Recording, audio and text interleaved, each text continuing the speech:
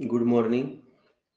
आज आपण घटक क्रमांक 9 दशांश अपूर्णांक व व्यवहार्य अपूर्णांक हा भाग पाहणार आहोत. आता सर्वप्रथम आपण दशांश अपूर्णांक म्हणजे काय ते पाहूया.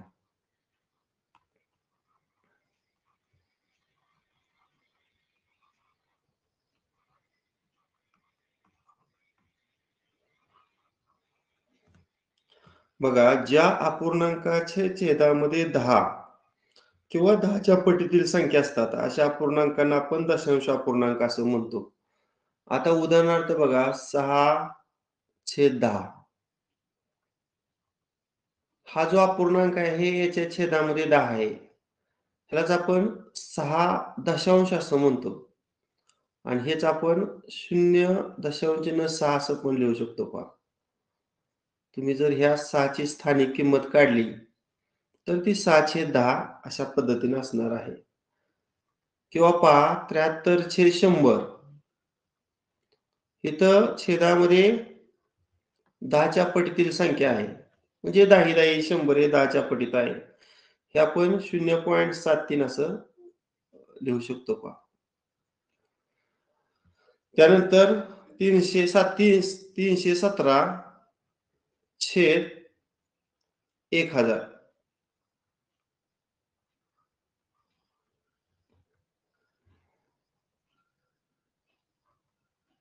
आता ही संख्या आपण कशी लिहू शकतो? 0.317 अशी लिहू शकतो. म्हणजे इथं 5 छेद किती आहे? 10 आहे. इथं अपूर्णांकाचा छेद 100 आहे. इथं अपूर्णांकाचा छेद 1000 आहे. हे सर्व जे छेद आहेत ते 10च्या पटीत आहेत. म्हणून अशा प्रकारच्या अपूर्णांकाला आपण काय म्हणतो? तर दशांश अपूर्णांक असं म्हणतो. आता दशांश अपूर्णांकी संख्या, आता उदाहरण तुम्हाला बघा दिली 2.735. आता याला जर 100 ने आपण गुणलं तर गुणाकार किती येणार आहे?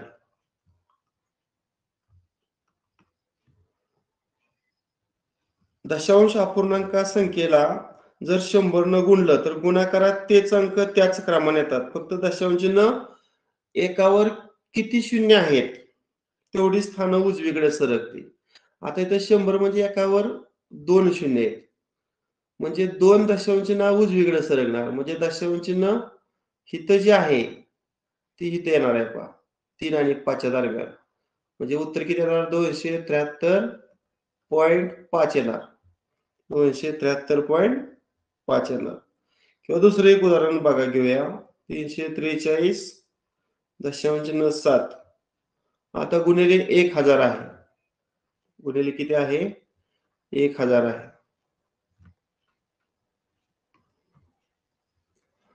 आता 343.7 आहे. आता दशांश नंतर 7 आहे त्याची आपण किती झिरो टाकू शकतो? No problem. समजा मी एक 3 झिरो ऍड केलं आणि त्याला पुन्हा 1000 न गुणलं तर मगाशी सांगितल्या पद्धतीनं आपण 1000 न गुणतोय म्हणजे ते एकावर किती शून्य आहेत? 3 शून्य आहेत. म्हणजे दशांश चिन्ह 3 घरानं पुढे जाणार. हे पहिलं घर, हे दुसरं आणि तिसरं. म्हणजे दशांश चिन्ह इथं जाऊन बसणार बघा. म्हणजे उत्तर किती येणार बघा? 3 4 3 7 0 0 आणि इथं दशांश चिन्ह येऊन बसणार. म्हणजे ह्याचं उत्तर किती आलं? 3,43,700. म्हणजे इथं 10च्या पटीतील ज्या संख्येनं गुणतो त्यात एक वरचं शून्य पाहायचं. जेवढं शून्य असतील तेवढं दशांश चिन्ह उजवीकडं यायचं. त्यानंतर दशांश अपूर्णांकी संख्येला 10, 100, 1000 अशा 10च्या पटीतील संख्येनं जर भागलं तर काय होतं ते पण आपण उदाहरण पाहूया.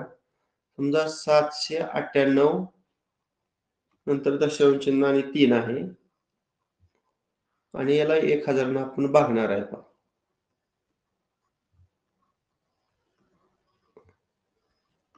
आता मगाशी गुणताना दशांश चिन्ह आपण उजवीकडे येत होतो. आता भागताना दशांश चिन्ह डावीकडे येणार बघा.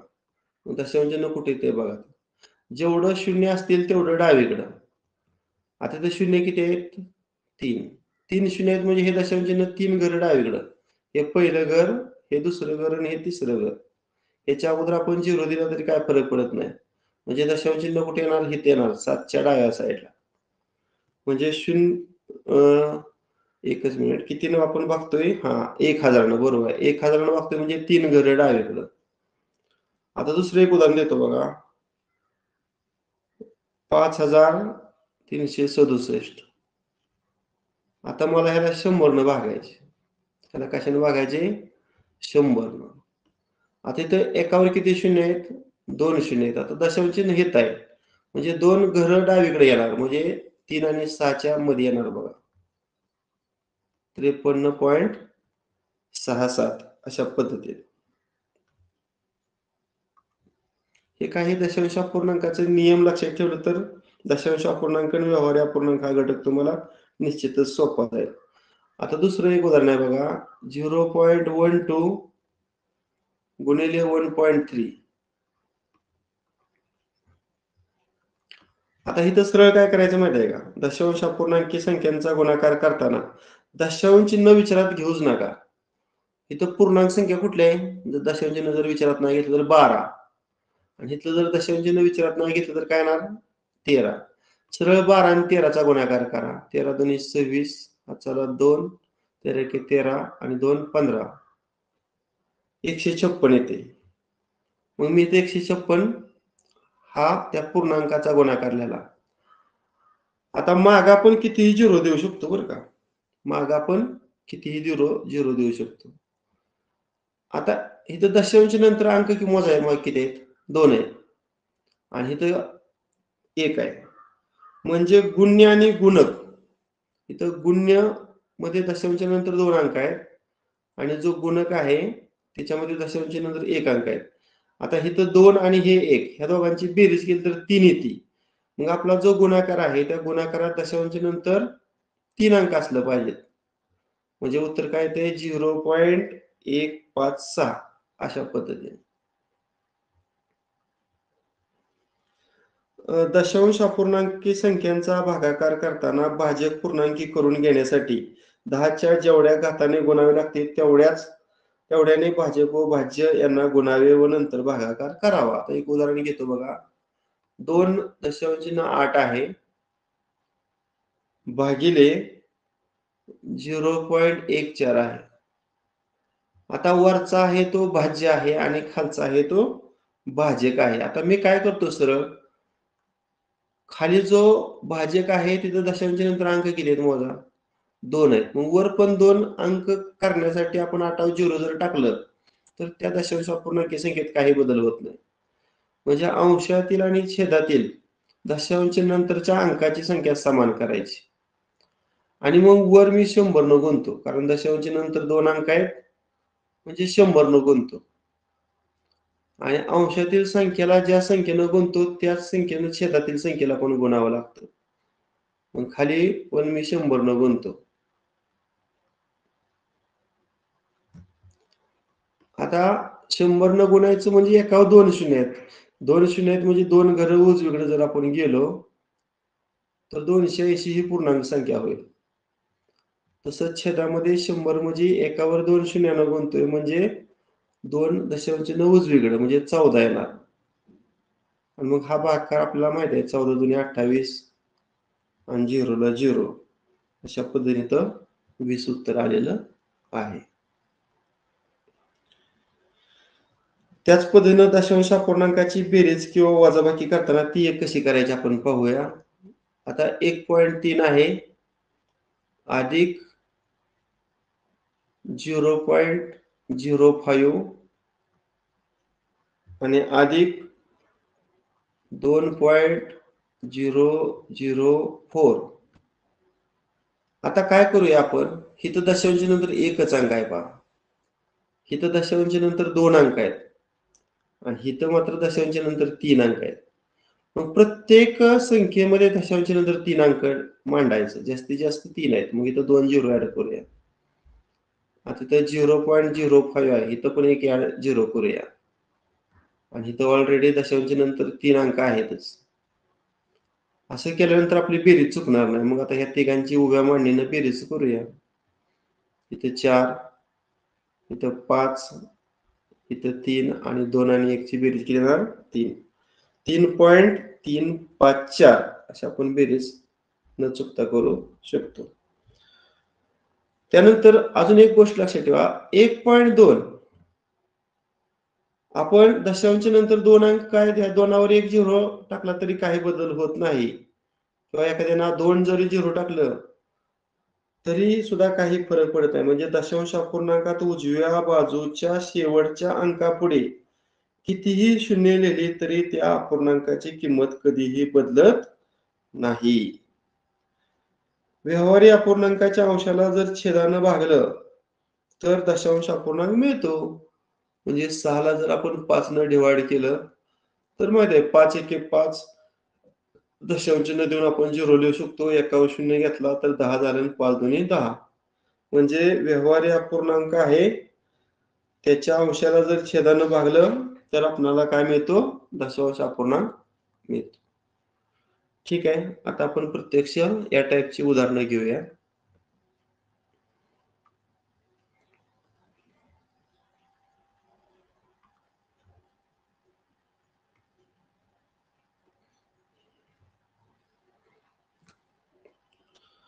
हां, आता पहिला प्रश्न बघा स्क्रीनवर मी लिहितो.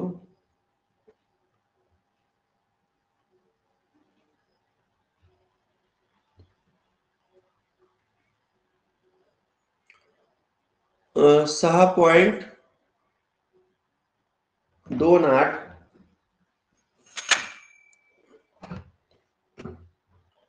गुणिले 3.14 भागिले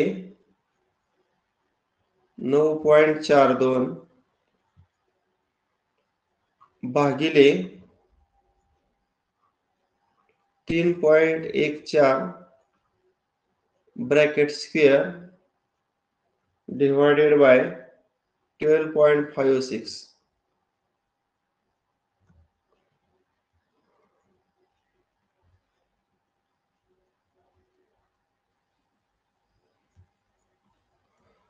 हां. आता बघा इथं दशांश नंतर किती अंक आहेत रे? 2 आहेत. आणि छेदामध्ये इथं सुद्धा दशांश नंतर 2 अंक आहेत. मग इथं आपण 100 न गुणून छेदाला 100 न गुणू. 6.28 ला जर 100 न गुणलं तर 628 होणार. आणि 9.42 ला जर 100 न गुणलं तर 942 होणार.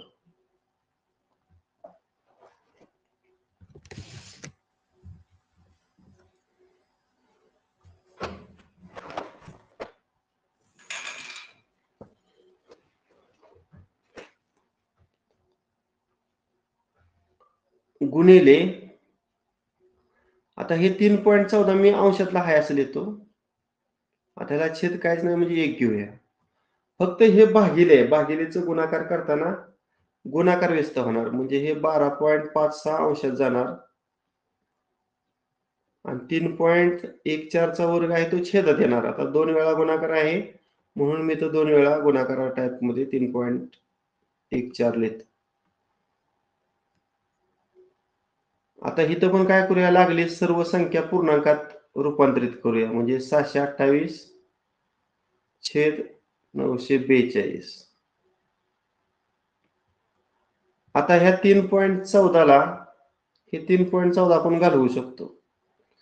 आता ह्याला 12.56 मध्ये येतं 100 न गुणूया आणि 3.14 ला 100 न गुणूया. 100 न गुणल्यावर अंशात 1256 होणार आणि छेदामध्ये 314 होणार. आता इथं 314 ची दुप्पट बघा 628 आहे. पुन्हा 2 न जर भागलं खाली तर बे त्रिक 6 बे 1 बे दोन्ही 4 आणि बे 1 बे. एकच मिनिट.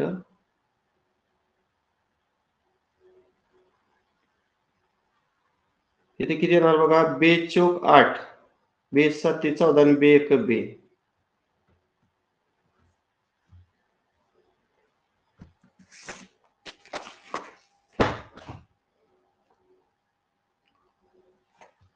एकच मिनिट पुन्हा बॅक जातो मी.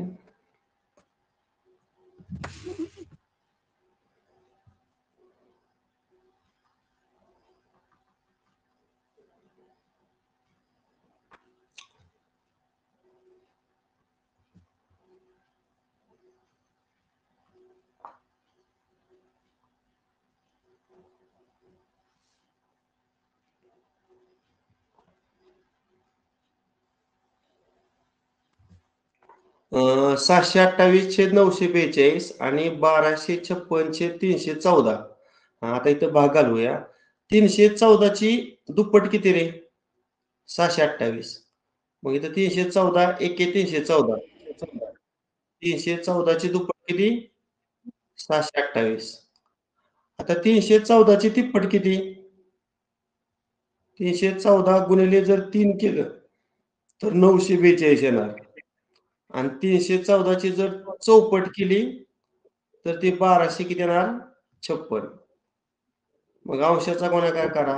2 चौक किती? 8. आणि खाली किती येणार मग? 3.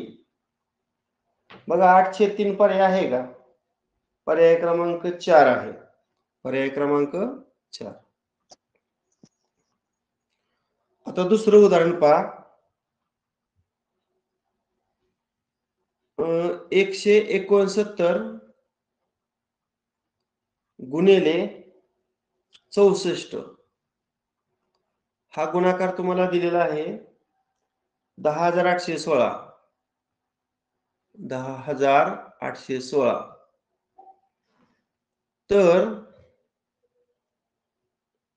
16.9 गुणिले 0.064 ह्या गुणाकाराची किंमत किती असं विचारलेलं आहे. आता बघा 16.9 हे आपण 169 छेद किती लिहू शकतो रे? दशांश नंतर 1 आहे. 1 अंक आहे मग आपण 10 लिहू शकतो. आणि 0.064 64 भागिले किती लिहू शकतो? दशांश नंतर जेवढे अंक असतील तेवढं 0 द्यायचं. 1000. 1000 बरोबर आहे. मग आता अंशाचा गुणाकार 169 गुणिले 64 आणि छेदाचा गुणाकार एकावर किती शून्य येणार? तो 1 आणि हे 3 म्हणजे 4 शून्य येणार ना? 4 शून्य येणार बरोबर आहे. आता वरचा गुणाकार ऑलरेडी तुम्हाला दिलाय वर. किती रे? इकडे बघा. 169 चा गुणाकार 10,816. उत्तर.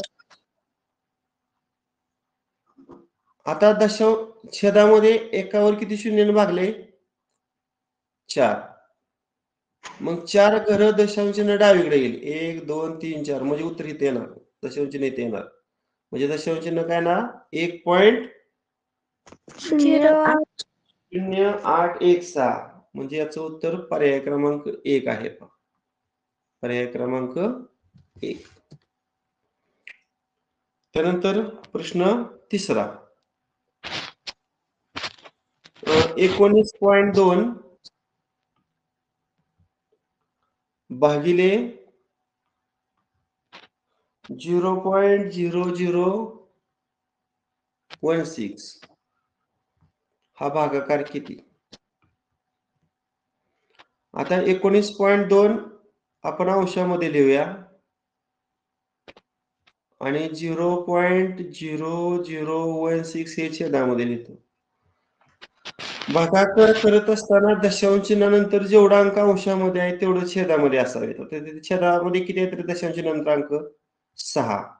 मग सॉरी 4 आहेत 4. वर पण 4 घेण्यासाठी किती झिरो ऍड करावं लागतील अजून? बरोबर आहे ना? हा आता बघा वर अंशामध्ये दशांश नंतर 4 अंक आहेत, छेदामध्ये पण दशांश नंतर 4 अंक आहेत. आता वर किती न गुणून खाली किती न गुणू? जेवढे अंक असतील तेवढं एकावर 0 द्यायचं आणि त्यानं गुणायचं. 10,000. एकावर 4 शून्य म्हणजे 10,000. वर 10,000 गुणल्यावर 4 दशांश 9 उजवीकडं 4 दशांश चिन्ह उजवीकडे जाणार आहे की नाही. 1,92,000 आणि खाली पण 4 दशांश चिन्ह उजवीकडे म्हणजे किती उत्तर येणार? 16. 16. आता सिम्प्लिफाय करा. 16 एके 16, 3 2 32, 16 2 32 आणि वरचं किती झिरो? 12,000. 12,000. बघूया आपण पर्याय आहे काय. पर्याय क्रमांक 4 आहे. पर्याय क्रमांक 4. प्रश्न क्रमांक 4. 0.2 प्लस 0.02 प्लस सॉरी प्लस नाही तर मायनस आहे. गुणिले गुणिले 0.002 मायनस 0.02. आता पदावली सोडत असताना अगोदर कुठली क्रिया केली पाहिजे रे? गुणाकार. हा, गुणाकार. मग हे 0.2 प्लस. आता मी सांगितलंय दशांश अपूर्णांकाचा गुणाकार करताना तात्पुरतं डोक्यात फक्त पूर्णांक संख्या घ्या. 2 आणि 2 चा गुणाकार किती आला? 4. आणि त्याच्या मागे आपण किती झिरो देऊ शकतो, नो प्रॉब्लेम. आता इथं दशांश नंतर किती अंक आहेत? 2 आहेत आणि इथे किती आहेत? 3. मग 2 आणि 3 ची बेरीज 5. मग दशांश नंतर 5 अंक असतील अशा ठिकाणी दशांश चिन्ह द्या. म्हणजे कुठे येणार दशांश चिन्ह बघा? 0.4 टाइम्स 04 आणि शेवटी मायनस 0.02. आता ह्या अगोदर दोघांची बेरीज करूया. 0.2 त्यामध्ये काय मिळवायचं आहे? 0.4 टाइम्स 0 ना आणि 4. आता इथे दशांश नंतर 5 अंक आहेत म्हणजे ते किती ऍड करावे लागतील 0 म्हणजे समान अंक होतील 4. आता ह्या दोघांची आपण बेरीज करूया. 4 0 0 0 2 आणि 0 किती आलं मग? 0.2 3 टाइम्स 0 आणि नंतर 4 आणि त्यातून पुन्हा हे मायनस करायचे ना, मायनस 0.02. आता ही वजाबाकी करताना पुन्हा अगोदर पहिली संख्या लिहितो. 2 3 टाइम्स 0 आणि 4 मायनस 0.02. आता इथं पण 3 झिरो टाकूया म्हणजे समान अंक होतील दशांश चिन्हानंतर. आता इथं वजाबाकी करूया. 4 0 0. आता इथे किती येणार आहे? 10 तून 2 गेलं 8.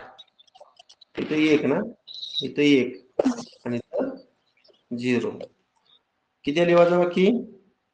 0.1804.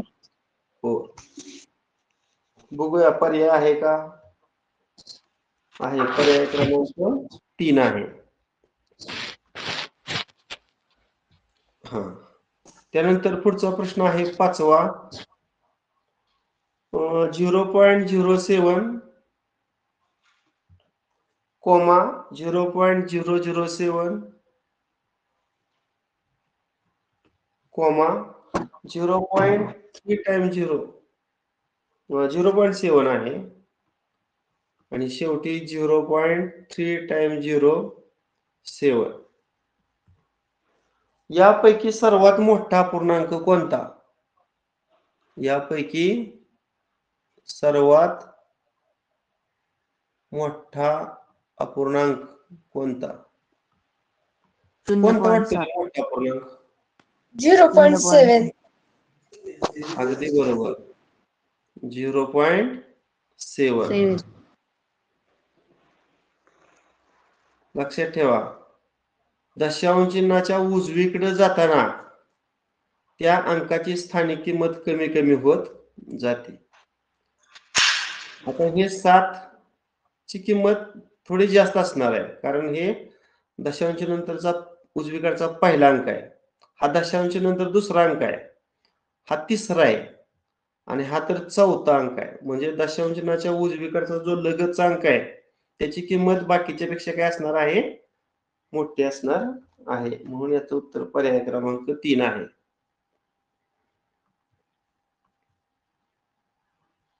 त्यानंतर प्रश्न क्रमांक 6, 10.2 किलोग्रॅम गव्हाचे 17 समान भाग केले तर प्रत्येक भागातील गव्हाचे वजन किती? आता मूळ जो गहू आहे तो किती आहे तो लिहितो मी, 10.2 किलोग्रॅम. आता याचा आपण ग्रॅम मध्ये करूया. 1 किलोग्रॅम म्हणजे किती ग्रॅम रे? 1 किलोग्रॅम म्हणजे किती ग्रॅम? 1000 ग्रॅम. हा बरोबर, 1000 ग्रॅम. म्हणजे 10.2 किलोग्रॅमचं ग्रॅम मध्ये जर करायचं असेल तर 1000 न गुणायचं. आता कितीला हा गुणाकार सांगा? आता दोनावर आपण किती झिरो देऊ शकतो, नो प्रॉब्लेम. आता 3 शून्य आहेत म्हणजे 3 घर डावीकडनं उजवीकडं, म्हणजे किती येणार?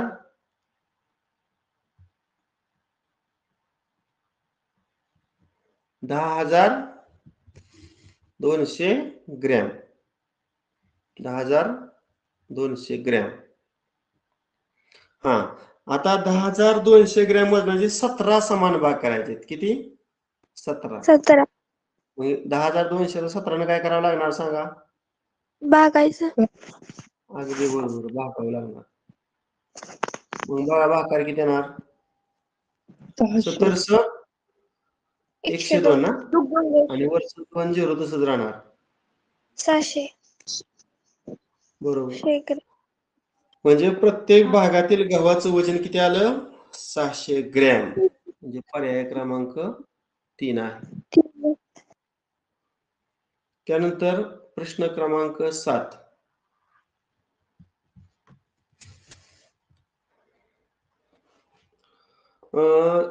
0.36 गुणिले 0.27 गुणिले 0.001 डिवायडेड बाय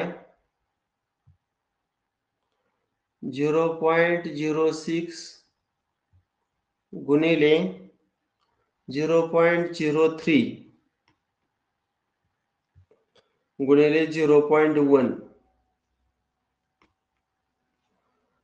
आता आपण इथं बघा 0.36 मध्ये दशांश नंतर 2 अंक आहेत आणि खाली 0.06 मध्ये पण दशांश नंतर 2 अंक आहेत. म्हणजे ह्याला 100 न गुणू शकतो आणि ह्याला पण 100 न गुणू शकतो. आता इथं 0.27 मध्ये 2 अंक आहेत, इथं पण 0.03 मध्ये दशांश 2 अंक आहेत. म्हणजे वर 100 न गुणू शकतो, खाली 100 न गुणू शकतो. आता इथे दशांश नंतर 3 अंक आहेत, खाली 3 अंक करून घेऊया, 2 झिरो ऍड करूया. म्हणजे इथं पण 1000 न गुणू शकतो आणि वर पण 1000 न गुणू शकतो. आता मी पूर्णांक संख्या बनवतो. 0.36 ला 100 न गुणल्यावर किती येणार? 36. आणि खाली 0.06 ला जर 100 न गुणलं तर 6 येणार. आता 0.27 ला 100 न गुणल्यावर किती येणार? 2 घरं उजवीकडे 27. आणि 0.03 ला जर 100 न गुणलं तर किती येणार? 3. आता 0.001 ला 1000 न गुणलं तर किती येणार? 1. आणि 0.100 ला जर 1000 न गुणलं तर किती येणार? 3 घरं उजवीकडे म्हणल्यावर 100. अशा पद्धतीनं अंशातील आणि छेदातील सर्व संख्या पूर्णांक संख्या आल्या. आता सिम्प्लिफाय करूया. 6 एके 6, बोला. 6 6 3 एके 3, 3 9 27. आता वरचा गुणाकार करून बघा. 6 आणि 9 चा किती? 54. आणि छेदामध्ये किती आहे? 100. 100. मग किती आला भागाकार आहे? 100 न भागायचे म्हणजे 2 दशांश 0.54. हा 0.54 म्हणजे पर्याय क्रमांक 3 करेक्ट. ही जी पाहिलेली आपण नमुना उदाहरणं होती. आता आपण प्रत्यक्ष स्वाध्याय 9.1 ला सुरुवात करणार आहोत. स्वाध्याय 9.1. आता पहिला प्रश्न आहे पहा. 41.0812 मधून कोणती संख्या कमी केली असता, म्हणजे ह्याच्यातून एक संख्या वजा करायची. यातून कोणती संख्या जर वजा केली तर 32.487 ही संख्या मिळेल. सांगा आता चौकटीतील संख्या कशी ओळखायची रे?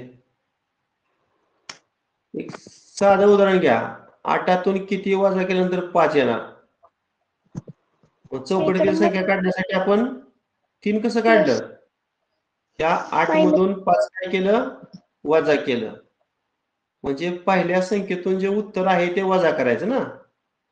म्हणजे 41.082 यामधून 32.487 वजा करायचं. हे तर वाटलं 0 देऊया. आता ह्या दोघांची काय करायची आहे आपल्याला? वजाबाकी. करून बघा किती येते. 8.592. 11तून 7 गेल्यानंतर किती राहणार? 4. इथं 1. 8चा 18 केला. 18तून 9 गेल्यावर 9. पुन्हा इथे 1 केलं. मग 10 केलं. 10तून 5 गेलं 5. पुन्हा इथे 1. 1चा 11 केलं. 11तून 3 गेलं 8. पुन्हा इथे 1 आणि 4तून 4 गेलं 0. 8.5942 बघा आहे का पर्याय? पहिलाच प्रश्न आहे 8.5942 पर्याय क्रमांक 1च आहे. म्हणजे उत्तर आपलं बरोबर आहे. दुसरा प्रश्न आहे 135 आणि 122 या दोन संख्यांचा गुणाकार 16,470 आहे. आणि विचारलंय काय? 0.16470 भागिले. डबा खाली ठेवतात जमा आहे तिथं. अरे आवाज कोण येतोय? येतो उशीर ना तो म्हणजे झाल्या बघितोय. कोण तू तो झाल्यावर नाही येत. मी तुम्ही खेळत असता तेव्हाच येतो. मग आलं की माझी आज तेवढं काल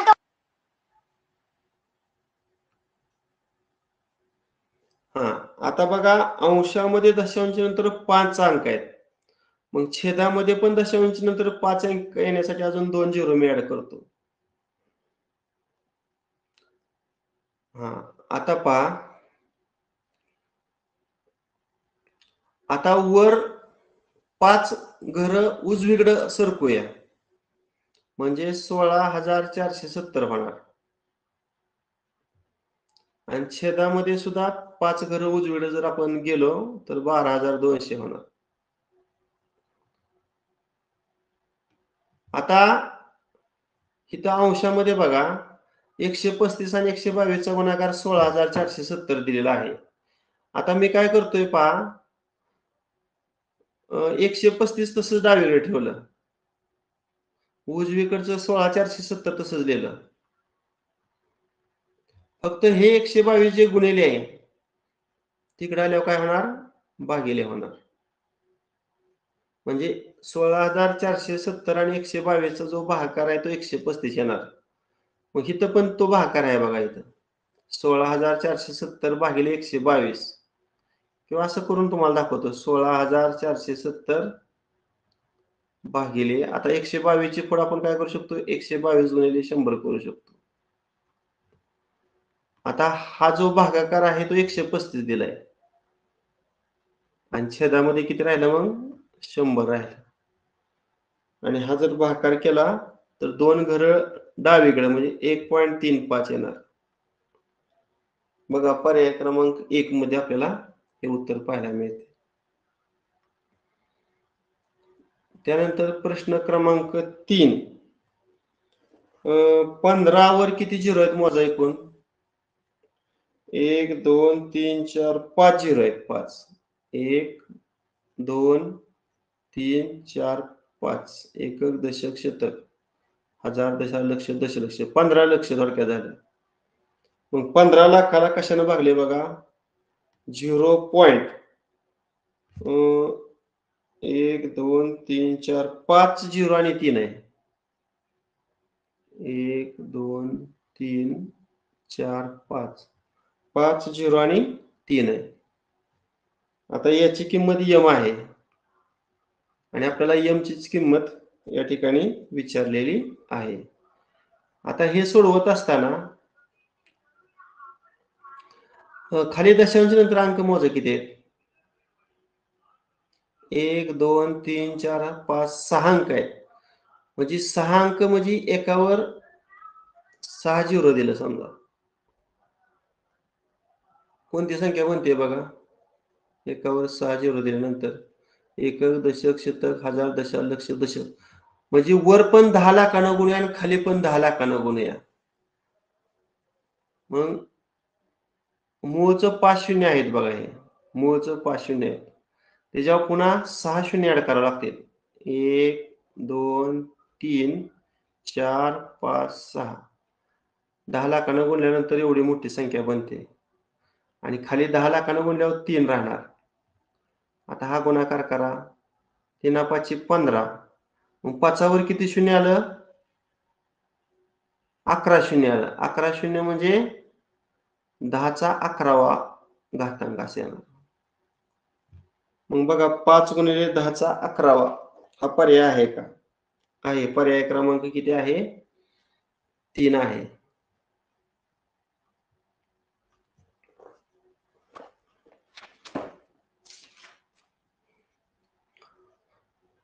त्यानंतर पुढचा प्रश्न क्रमांक 4. 3.0 अधिक 0.4 अधिक 0.56 भागिले 22 गुणिले 0.3 गुणिले 0.1 गुणिले 5 याची किंमत किती. आता वरची आपण बेरीज सर्वप्रथम करून घेऊया. आता दशांश नंतर अंकांची संख्या समान करूया. इथे एक झिरो ऍड करतो आणि इथे एक झिरो ऍड करतो. आता बेरीज बघा. 6 पुन्हा 5 आणि 4 किती 9 आणि 3 ला 3. 3.96 ही अंशातील बेरीज आली. आता छेदातील आपण गुणाकार करूया. इथं 22 आहे, इथं 3 आहे, इथं 5 आहे. या सगळ्यांचा जर गुणाकार केला 22 5 110 आणि 110 गुणिले 3 330 येतोय पूर्णांकाचा गुणाकार. आता दशांश नंतर किती अंक आहेत एकूण मोजूया आपण. इथं 1 आहे आणि इथं 1 आहे. म्हणजे दशांश नंतर 2 अंक येत आहेत. म्हणजे 3.30 येते. आता वर 100 गुणलं तर 396 येणार आणि खाली जर 100 गुणलं तर 330 येणार. आता याला सिम्प्लिफाय करूया. मग ते 3 न भाग जातोय. 3 1 3 3 3 9 3 2 6 आणि छेदामध्ये 3 1 3 3 1 3 शून्याला 0. 132 छेद 110. पुन्हा ह्याला 22 न भाग जातोय बघा. 22 132 आणि 22 5 110. 6/5 हे उत्तर येते. बघूया आपण पर्यायामध्ये आहे का. आहे. पर्याय क्रमांक 4 मध्ये हे उत्तर आहे. त्यानंतर पुढचा प्रश्न क्रमांक 5. 2.43 भागिले 0.9 प्लस 1.6 डिवायडेड बाय 0.04 ह्याची व्हॅल्यू आपल्याला शोधायची आहे. आता अंशातील संख्येमध्ये दशांशानंतर 2 अंक आहेत. मग इथं 2 अंक करण्यासाठी एक 0 ऍड करूया. आता इथं छेदामध्ये दशांशानंतर 2 अंक आहेत. वर एक 0 टाकूया. आता वर जर आपण 100 न गुणलं तर 243 होणार. आणि खाली जर 100 न गुणलं तर 90 होणार. प्लस वर जर 100 न गुणलं तर 160 होणार. आणि खाली 100 न गुणल्यानंतर किती होणार? 4 होणार. आता इथं आपण काय करूया? छेद समान करूया. त्यासाठी आपल्याला छेदाचा काय काढला पाहिजे? लसावी काढला पाहिजे. 90 आणि 4चा जर लसावी 180 येतोय. 180 म्हणजे इथं 2 न गुणूया, इथं पण 2 न गुणूया. आता ह्याला 180 येण्यासाठी ह्याला 45 न गुणूया. आणि इथं पण 45 न गुणूया. आता बघा इथं 180 इथं 180 म्हणजे छेद कसा झाला? समान झाला 180. आता पहिल्या पूर्णांकात अंश किती आला बघा? 243 ला तुम्ही 2 न गुणून पहा किती येतंय.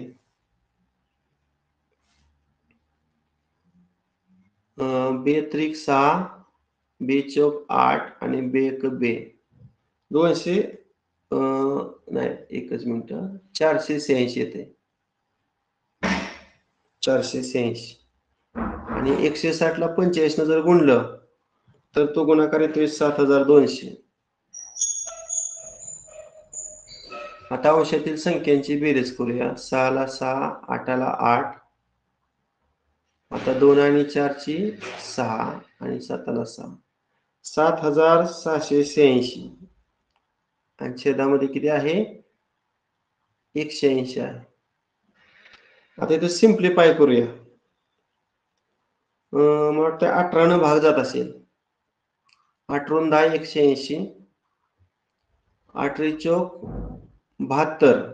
4 × 8 48. 48 म्हणजे 18 दुनी 36. 12 राहिलं तेव्हा घेतलं 6 126 आणि 8 7 126 मला वाटते असेल. 427 चा पूर्ण भाग जातो. 427 ला जर 10 न भागलं तर दशांश चिन्ह 2 आणि 7 च्या दरम्यान येणार. म्हणजे 42.7. बघूया पर्यायात उत्तर आहे का? आहे. पर्याय क्रमांक 2 आहे. त्यानंतर प्रश्न क्रमांक 6 0.036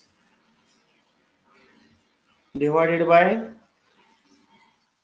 0.6 गुणिले 2.35 divided by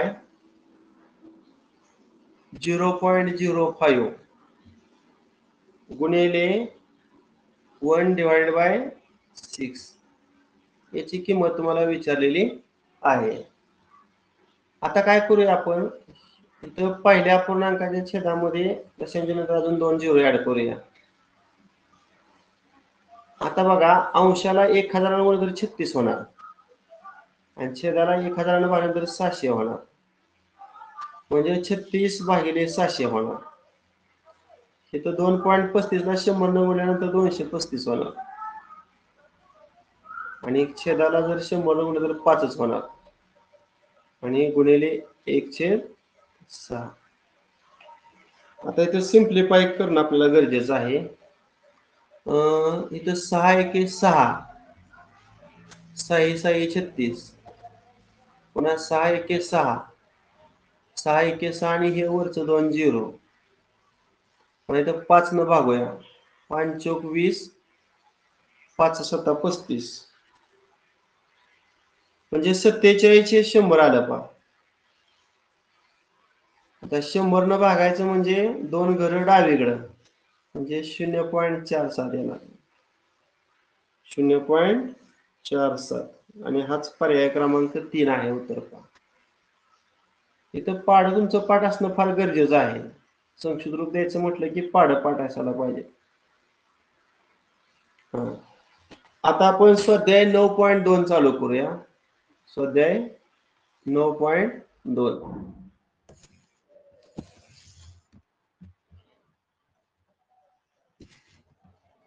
हा, पहिला प्रश्न पहा. 0.15 शतमानात कसे लिहितात? शतमानात. आता लक्षात ठेवा, डायरेक्ट मी उत्तर लिहितो. शतमान म्हणजे काय असतं रे? छेद 100. मग हे 15/100 लिहिता येईल का मला सांगा? लिहिता येईल. कारण दशांश नंतर 2 अंक आहेत म्हणजे आपण 100 न भागू शकतो. आणि 15/100च आपण 15% किंवा 15% असं लिहू शकतो. 15% किंवा 15% अशा पद्धतीने लिहू शकतो. मग आता पर्याय बघा, 15%चा पहिलाच पर्याय आहे. म्हणजे पहिला पर्याय बरोबर आहे. दुसरा पर्याय आहे 7.5/50. पण तसं लिहिता येणार नाही. तिसरा पण लिहिता येणार आहे. आणि चौथा पर्याय आहे बघा 15/100 आपण लिहिलेला आहे. मग 2 अचूक पर्याय निवडा. मग याचं उत्तर काय येते? तर पर्याय क्रमांक 1 आणि पर्याय क्रमांक 4 हे दोन्ही पर्याय या ठिकाणी आपले येत आहेत. दुसरा प्रश्न, ब्रॅकेटच्या बाहेर 0.6 आहे आणि ब्रॅकेटमध्ये 13.06 वजा 7.06 आहे आणि याची किंमत 2p इतकी आहे आणि विचारलेलं आहे p ची किंमत काय? तर p बरोबर प्रश्नचिन्ह. आता 0.6, आता इथं कंसातील जर वजाबाकी केली तर हा 0.6 हा दशांश नंतरचा भाग सारखा आहे. त्यामुळे इथं फक्त तुम्हाला 13 आणि 7 ची वजाबाकी करायला लागेल. मग 13 तून 7 वजा केला की येणार 6 येणार. 6. आता डावीकडचा गुणाकार 6 6 36. आता दशांश नंतर एकच अंक येणार 3.6. 2p ची किंमत आहे. आता गुणिले 2 तिकडे गेल्यावर भागिले होणार म्हणजे 3.6 भागिले 2 होणार. ही कोणाची किंमत आली? p ची. आता इथे सिम्प्लिफाय करा. बे 1 बे आणि बे 8 16 म्हणजे p ची किंमत 1.8 आली. सॉरी, ही बरोबर आहे 1.8 आली. म्हणजे याचं उत्तर, दुसऱ्याचं उत्तर काय येते बघा? पर्याय क्रमांक 1 येते. पर्याय क्रमांक 1. त्यानंतर तिसरा प्रश्न आहे 0.49 गुणिले 0.2 टाइम्स 0 आणि पुन्हा 8 आहे आणि गुणिले 90 भागिले 0.056 गुणिले 730 आणि याची किंमत आपल्याला काढायची आहे. आता दशांश नंतर इथं 2 अंक आहेत आणि इथं दशांश नंतर 5 अंक आहेत. म्हणजे 2 आणि 3 एकंदरीत दशांश नंतर 5 अंक आहेत. मग 5 अंक आहेत म्हटल्यावर आपण 0.056 आहे का नाही, इथं अजून 2 झिरो ऍड करूया. आता इथं 100 न गुणल्यानंतर 49 होणार आणि पुढे 1000 न गुणल्यानंतर 8 होणार आणि 90 पूर्णांक संख्या ऑलरेडी आहेच. म्हणजे एकदा 100 न गुणले आणि एकदा 1000 न गुणले म्हणजे एकंदरीत एकावर 5 शून्य. एकावर किती शून्य? 5 शून्य. म्हणजे 1 लाखानं गुणले. मग खाली 1 लाखानं गुणल्यानंतर 5 घरं उजवीकडे या म्हणजे 5700 होणार आणि 730 पूर्णांक संख्या आहे. दशांश चिन्ह काढून टाकायची होती आपल्याला, म्हणून आपण हे कॅल्क्युलेशन केलेलं आहे. आता सिम्प्लिफाय करूया. ह्या झिरोला हा झिरो गेला. 9 1 9, 9 7 63, 7 1 7, 7 7 49, 8 1 8, 8 7 56 आणि 2 0, पुन्हा 7 1 7, आणि 7 एके 7 आणि 2 0.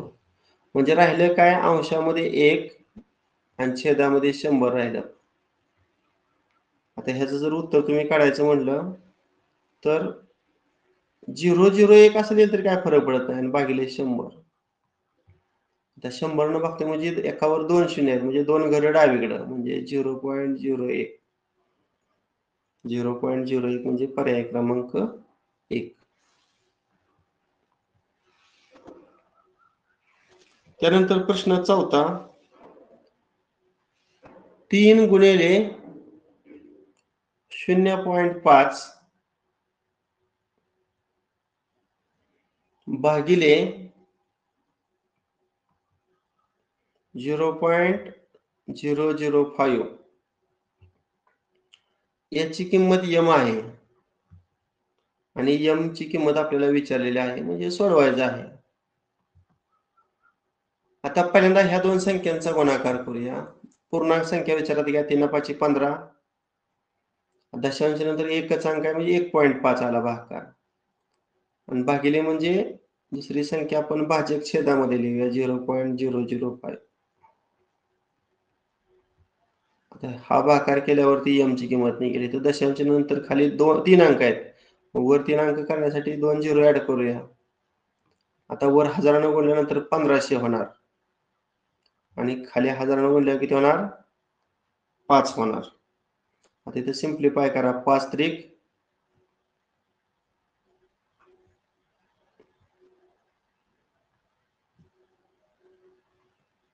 15 आणि हे 2 शून्य, म्हणजे किती आलं उत्तर, 300. म्हणजे याचा पण पर्याय क्रमांक 1च उत्तर येते पहा. त्यानंतर प्रश्न क्रमांक 5, 0.04 चा गुणाकार व्यस्त कोणता? आता लक्षात घ्या, इथं छेद दिला नाही म्हणजे 1 आहे. याचा गुणाकार व्यस्त करताना 1 अंशात घ्यायचा आणि 0.04 हे छेदात घ्यायचं. आता खाली पूर्णांक संख्या बनवायची म्हणल्यावर 100 न गुणावं लागेल. 100 न गुणल्यावर 4 ही पूर्णांक संख्या आहे आणि वर 1 ला 100 न गुणल्यावर किती येणार, तर 100 येणार. म्हणजे 100 भागिले 4. आता इथे सिम्प्लिफाय करा. 4 दुनी 8 आणि 4 पंचे 20. 25 उत्तर येते. म्हणजे याचं उत्तर पर्याय क्रमांक 3 येते. पर्याय क्रमांक 3. त्यानंतर पुढचा प्रश्न क्रमांक 6,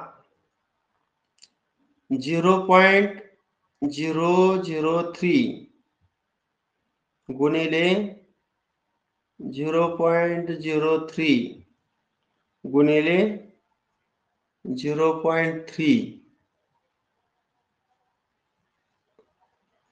गुणिले x आणि याची किंमत 0.54 दिलेली आहे आणि विचारलंय x ची किंमत किती. x बरोबर प्रश्नचिन्ह. आता ह्या 3 दशांश पूर्णांकाचा गुणाकार करताना फक्त पूर्णांक संख्या विचारात घ्या. फक्त पूर्णांक संख्या. इथं 3 आहे, इथं पण 3 आहे आणि इथं पण 3 आहे. 3 त्रिक 9 आणि 9 त्रिक किती, 27 येणार. आता माग आपण कितीही 0 देऊ शकतो, नो प्रॉब्लेम. माग आपण कितीही 0 देऊ शकतो. आता दशांश नंतर अंकाची संख्या मोजा. इथं 3 अंक आहेत, इथं 2 आहेत. 3 आणि 2 5, 5 आणि इथे 1 6. 6 अंक असलं पाहिजे अशा ठिकाणी दशांश चिन्ह द्या. म्हणजे 0.4 टाइम्स 025 7 गुणिले x आणि उजवी बाजू किती, 0.54. आता डावीकडची जी संख्या आहे ती डावीकडून उजवीकडे छेदात जाणार, म्हणजे 0.4 टाइम्स 027. आता समान करून घेऊया. खाली दशांश नंतर 6 अंक आहेत, वर 6 करण्यासाठी 4 0 ऍड करूया. आता वर 6 घरं उजवीकडं, म्हणजे 54 वर 4 शून्य आणि खाली 4 घर उजवडे गेल्यावर 27 बनणार का? 27 दोन्ही 54 आणि त्याच्यावर किती शून्य येणार? 4. 20,000 उत्तर येते. म्हणजे पर्याय क्रमांक किती? 4. आणि शेवटचा प्रश्न आहे पहा 2.04 गुणिले 0.05 बरोबर किती? आता हे सोडवताना आपण दशांश चिन्ह जर काढलं तर 204 होते आणि दुसऱ्या संख्येतील दशांश चिन्ह जर काढले तर 5 होते. ह्या दोघांचा गुणाकार सर्वप्रथम करू. 5 चौक 20 हाताला 2 5 शून्य शून्य 2 2 आणि 5 दोन्ही 10. 1020 येते पहा 1020. आता इथं दशांश नंतर 2 अंक आहेत आणि इथं पण दशांश नंतर 2 अंक आहेत. 2 आणि 2 4 म्हणजे दशांश नंतर 4 अंक येतील अशा ठिकाणी दशांश लिहायचं. म्हणजे 0.1020 असे आलं. आता यातला शून्य लिहिलं नाही तरी सुद्धा चालतो, काय फरक पडत नाही. मग आहे का बघा हा पर्याय? आहे. पर्याय क्रमांक 2 आहे. अशा पद्धतीने आज आपण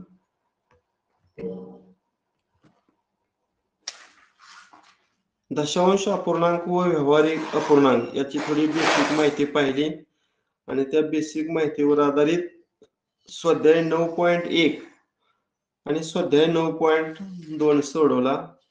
उद्याच्या तासाला स्वाध्याय 9.3 आणि 9.4 सोडवूया. बस करूया. Okay bye.